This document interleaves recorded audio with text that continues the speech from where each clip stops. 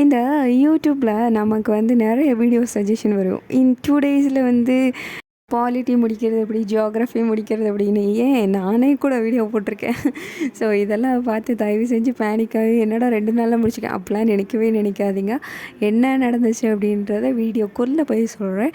So hi, this is me your sister. Welcome back to another episode of PDJ Journey.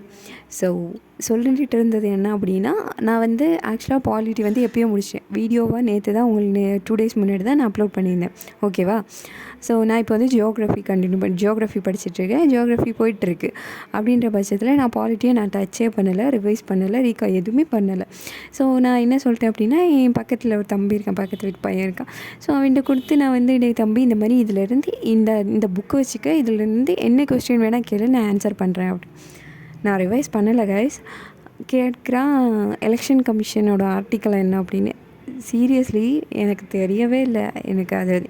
எனக்கு அந்த second வந்து நான் ஒரு மாதிரி ரொம்ப ஷேமாக ஃபீல் பண்ணேன். என்னடா இது பாலிட்டி நம்ம முடிச்சிட்டோன்னு நினச்சிட்ருக்கோம், நமக்கு எலெக்ஷன் கமிஷன் எவ்வளோ இம்பார்ட்டண்ட்டான டாபிக் அது கூட நமக்கு தெரியலை அப்படின்னு. சீரியஸ்லி ரொம்ப ஒரு மாதிரி ஷேமான ஃபீலிங்காக இருந்துச்சு. அப்போ தான் நான் புரிஞ்சுக்கிட்டேன், நம்ம படிக்கிறது எவ்வளோக்கு எவ்வளோ இம்பார்ட்டண்ட்டாகவோ அவ்வளோக்கு அவ்வளோ இம்பார்ட்டண்ட் தான் இந்த ரிவிஷன் அப்படின்றது. ரிவிஷன் பண்ணாமல் விட்டோம் அப்படின்னா நம்ம எவ்வளோ படிச்சிருந்தாலுமே அது வந்து வேஸ்ட்டு. ஈவன் நான் வந்து நோட்ஸ் எடுத்து படிச்சிருந்தேன், அதையும் தாண்டி நான் கிளாஸஸ்லாம் கவனிச்சிருந்தேன், அதையும் தாண்டி எனக்கு மறந்து போயிருக்கு அப்படின்னா நான் ரிவிஷன் பண்ணாதனால தான் எனக்கு மறந்துட்டு. ஒரு விஷயத்தை வந்து நம்ம எவ்வளோ நாளைக்கு வந்து கண்டினியூவாக படிக்கிறோமோ அப்போ தான் நம்ம மைண்டில் வந்து ஃபிக்ஸ் ஆகும். சப்கான்ஷியஸ் மைண்டில் ஃபிக்ஸ் ஆகுறதுன்றது வேறு. நம்ம மைண்டில் ஃபிக்ஸ் ஆகணும் அப்படின்னா நம்ம கண்டினியூஸாக படிச்சுக்கிட்டே இருந்தால் மட்டும்தான் அது நம்ம மைண்டில் போய் ஃபிக்ஸ் ஆகும். ஸோ தேட் அப்போ தான் புரிஞ்சுக்கிட்டேன் எவ்வளோக்கு எவ்வளோ இந்த நிறைய வீடியோஸில் வந்து ஈவன் நிறைய ஸ்பீச் பேசுகிறவங்க, இந்த அகாடமிலேருந்து பேசுகிறவங்களாம் சொல்லுவாங்கள்ல, எவ்வளோக்கு எவ்வளோ வந்து ரிவிஷன் இம்பார்ட்டன்ட் அப்படின்றது பற்றியில் நிறைய பேர் வீடியோஸ் போட்டிருக்காங்க. நானே நிறைய பார்த்துருக்கேன். அப்போல்லாம் எதுவும் தெரியல, இப்போ தான் தெரியுது. ஒரு சுச்சுவேஷன் வந்தால் தானே நமக்கும் தெரியும். ஸோ அந்த மாதிரி இப்போ தான் நான் புரிஞ்சுக்கிட்டேன்.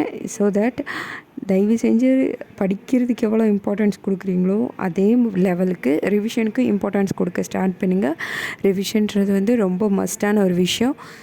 படிக்கிறதுக்கு எவ்வளோ டைம் ஒதுக்குறோமோ அதே மாதிரி பிளான் பண்ணி நம்ம வந்து அதுக்குன்னு தனியாக ஒரு ஷெட்யூல் மாதிரி போட்டு கொஞ்சம் ஹவர்ஸ் வந்து நம்ம ரீகால்க்கு மட்டும் வச்சுக்கணும். இன்னொரு விஷயம் என்ன அப்படின்னா, ஜியோகிராஃபி நம்ம படித்து முடிக்கிறோம், பாலிட்டி நெக்ஸ்ட்டு ஸ்டார்ட் பண்ண போகிறோம் அப்படின்னாலுமே பாலிட்டி முடிச்சிருக்கோம், ஜியோகிராஃபி முடிச்சிருக்கோம், ஹிஸ்ட்ரி ஸ்டார்ட் பண்ண போகிறோம் அப்படின்னா இது ரெண்டையும் ரீகால் பண்ணிட்டு தான் நம்ம ஹிஸ்ட்ரிக்கு போகணும். டெய்லி இம்பார்ட்டண்ட்டானது எல்லாத்தையுமே பாலிட்டிலையும் ஜியோகிராஃபிலையும் முடித்ததுக்கப்புறம் தான் ஹிஸ்ட்ரி டச் பண்ணணும். இதுதான் நான் பிளான் பண்ணி வச்சுருக்கிறேன். நீங்கள் ரிவைஸ் பண்ணுறதுக்கு என்னென்ன பிளான் வச்சுருக்கிறீங்க, இல்லை ரிவைஸ் பண்ணாமல்